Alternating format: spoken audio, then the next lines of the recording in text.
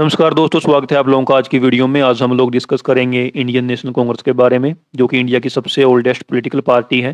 कैसे ये party establish हुई, क्या सर्कमस्टांसेस थे उस टाइम पे, और कैसे इस पार्टी ने एक बहुत बड़ा योगदान दिया इंडिया को आज़ादी दिलवाने के लिए। तो हम थोड़ा बैकग्राउंड से स्टार्ट करते हैं ताकि आपको जो पीछे काजेस थे इस पार्टी के एस्टेब्लिशमेंट के लिए वो भी समझ में आ सकें। हम लोग स्टार्ट करते हैं ईयर 1857 से। 1857 का जो साल था वो एक बहुत ही इम्पोर्टेंस ईयर है इंडिया की हिस्ट्री में, क्योंकि इस साल में इंडिया में एक बहुत बड़ा रिवोल्ट हुआ था। 1857 का रिवोल्ट, जिसको ग्रेट रिवोल्ट या फिर फर्स्ट वॉर ऑफ इंडिपेंडेंस भी इंडिया के अंदर कहा जाता है। इस टाइम पे इंडिया में जब ये रिवोल्ट होता है 1857 में, ब्रिटेन की तरफ से इंडिया में जो कंपनी रूल कर रही थी उसको कहा जाता था ब्रिटिश ईस्ट इंडिया कंपनी। लेकिन ये रिवोल्ट इतना बड़ा था कि इस रिवोल्ट ने इंडिया के अंदर ब्रिटेन की ब्रिटिश ईस्ट इंडिया कंपनी के रूल को ख़त्म कर दिया और डायरेक्टली इंडिया को रूल करना स्टार्ट किया वहाँ की क्वीन विक्टोरिया ने अपने रिप्रेजेंटेटिव्स के थ्रू। ठीक है। और इस रिवोल्ट के बाद इंडियंस को कहीं ना कहीं ये महसूस हुआ कि इस रिवोल्ट के फेलियर का सबसे बड़ा एक कारण ये भी है कि इंडिया के अंदर कोई ऐसी ऑर्गेनाइजेशन नहीं है जो ऑल इंडिया लेवल की हो, मतलब कि जिस ऑर्गेनाइजेशन की जो प्रेजेंस है वो सारे के सारे इंडिया में हो। ठीक है।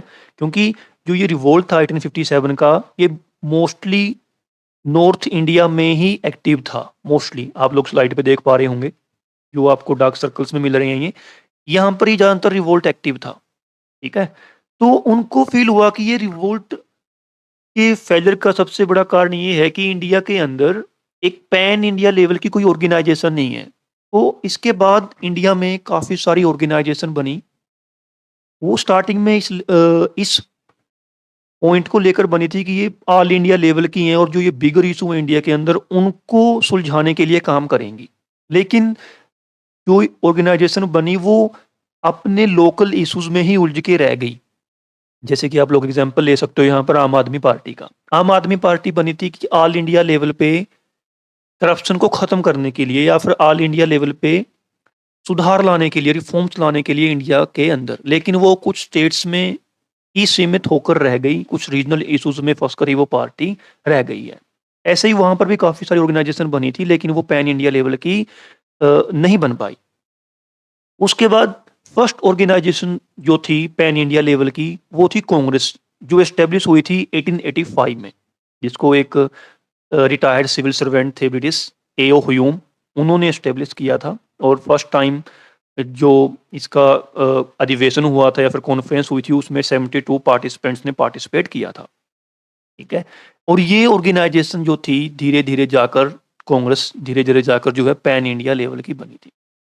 अब इससे रिलेटेड एक कॉन्स्पिरेसी थ्योरी भी है कि इस ऑर्गेनाइजेशन को जो है ब्रिटेन के लोगों ने अपने फायदे के लिए बनाया था। इस कॉन्स्पिरेसी थ्योरी को आप कहा जाता है safety valve theory. Safety valve theory आपको अगर मैं सिंपलेस्ट टर्म में समझाऊं तो जैसे हमारा प्रेशर कुकर होता है, जब उसके अंदर प्रेशर बहुत ज़्यादा हो जाता है तो उसके अंदर से एक विसल के थ्रू उसका जो ज़्यादा प्रेशर है वो बाहर आ जाता है। ठीक है, ताकि जो प्रेशर कुकर है वो फट ना जाए। सेम यहाँ पर था, ब्रिटेन ने इस ऑर्गेनाइजेशन को इसलिए बनाया था, कुछ जो हिस्टोरियंस है वो कहते हैं ऐसा कि ब्रिटेन ने कांग्रेस को इसलिए बनाया था कि जो इंडिया के अंदर जो ब्रिटिश इंडिया है उसके अंदर जो लोग हैं, जो उनके अंदर ब्रिटेन के अगेंस्ट गुस्सा है, जो वो सुधार लाना चाहते हैं, उनके बारे में ब्रिटेन को पहले ही पता चल जाए किसी रिवोल्ट होने से पहले, और वो उन रिफॉर्म्स को इंडिया में लाकर इंडिया को अपने हाथों से खो ना सकें, मतलब इंडिया को अपने हाथों में अपने रूल के अंडर ही रख सकें और इंडिया के अंदर कोई भी 1857 जैसा रिवोल्ट ना हो। इसके लिए ब्रिटेन ने इंडिया के अंदर इंडियन नेशनल कांग्रेस को बनाया था, ऐसा कुछ हिस्टोरियंस का कहना है। स्टार्टिंग में जब ये ऑर्गेनाइजेशन बनी थी तो मोस्टली जो इसके लीडर्स थे वो मॉडरेट्स कहलाते हैं। मॉडरेट्स लीडर मतलब इसलिए मॉडरेट्स कहलाते हैं वो क्योंकि जो उनके मेथड्स थे ब्रिटिश से अपनी मांगे मंगवाने के लिए, वो साइलेंट टाइप के थे। मतलब कि कोई लेटर लिख दिया या फिर किसी न्यूज़पेपर में कह दिया कि हमें ये चाहिए, मतलब वो कोई बड़े पैन इंडिया लेवल में कोई रिवोल्ट रिवोल्ट का मतलब हेल्प नहीं लेना चाहते थे, रिवोल्ट नहीं करना चाहते थे ब्रिटेन के अगेंस्ट, ताकि ब्रिटेन से अपनी माँगों को मनवाया जा सके। वो सिर्फ़ सिंपल और जो ठंडे टाइप के मेथड कह लो आप लोग, ऐसे यूज़ करते थे ताकि ब्रिटेन से अपनी जो माँगे हैं उनको मनवाया जा सके। बाद में जो सेकंड फ़ेज़ इनका आया था, जिसको हम एक्सट्रीमिस्ट फ़ेज़ कहते हैं, उसमें जो लीडर्स थे उनका ये मानना था कि ब्रिटेन के अगेंस्ट रिवोल्ट किए जाएँ, जगह-जगह पर आंदोलन चलाए जाएँ ताकि ब्रिटेन से अपनी माँगों को मनवाया जा सके। मॉडरेट्स फ़ेज़ में आप लोग स्लाइड पे देख पा रहे हो, जो लीडर्स थे फ़ेमस, वो दादा भाई नौरोजी हो गया, एसएन बैनर्जी हो गया, सुरेंद्रनाथ बैनर्जी, फिरोज़ शाह हो गया, बदरुद्दीन त्याबजी हो गए। और एक्सट्रीमिस्ट लीडर लाला लाजपत राय जी, बाल गंगाधर तिलक जी, बिपिन चंद्र पाल जी, अरबिंदो घोष जी हो गए। ठीक है? तो दोनों में आप लोग सिंपल सा, अगर आपको मैं दोबारा रिवाइज़ कराऊँ, तो मॉडरेट्स लीडर वो थे जो चाहते थे कि ब्रिटेन से अपनी माँगें मनवाने के लिए सिंपल मेथड्स का यूज़ किया जाए।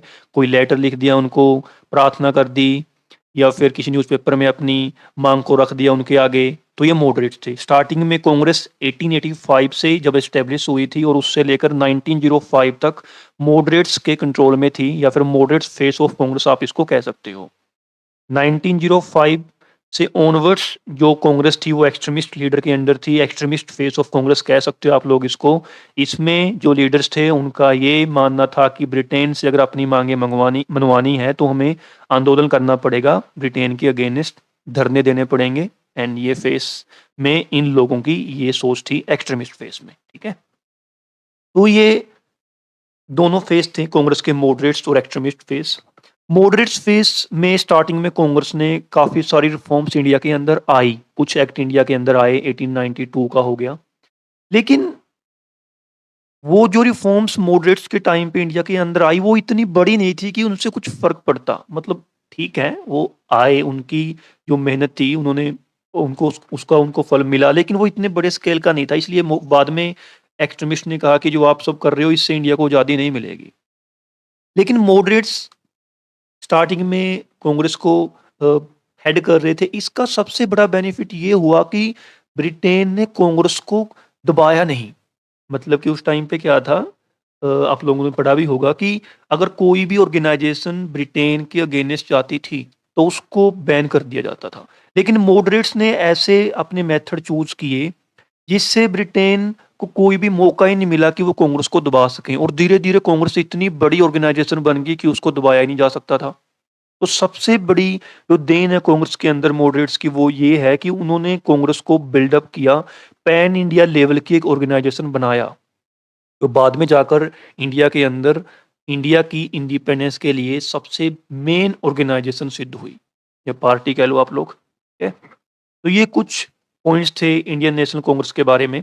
अब इस टॉपिक से बहुत सारे टॉपिक निकल के आते हैं दोस्तों, जैसे कि 1857 का रिवोल्ट हो गया, या फिर अब आगे सूर स्प्लिट आ गया, या फिर कांग्रेस की जो मूवमेंट्स होंगी, जैसे कि नॉन कोऑपरेशन मूवमेंट होगी, सिविल डिसोबीडियंस मूवमेंट होगी, क्विट इंडिया मूवमेंट होगी। तो ये सारे टॉपिक धीरे-धीरे हम इस सीरीज़ में करते जाएँगे, जो इंडियन नेशनल कांग्रेस से स्टार्ट हुई है, इंडियन हिस्ट्री की। इसमें बाकी जो भी धीरे-धीरे टॉपिक होंगे हम कंप्लीट करेंगे। तो दोस्तों ये थी आज की वीडियो। बहुत जल्द मिलते हैं आपके साथ एक नई वीडियो में, तब तक के लिए धन्यवाद।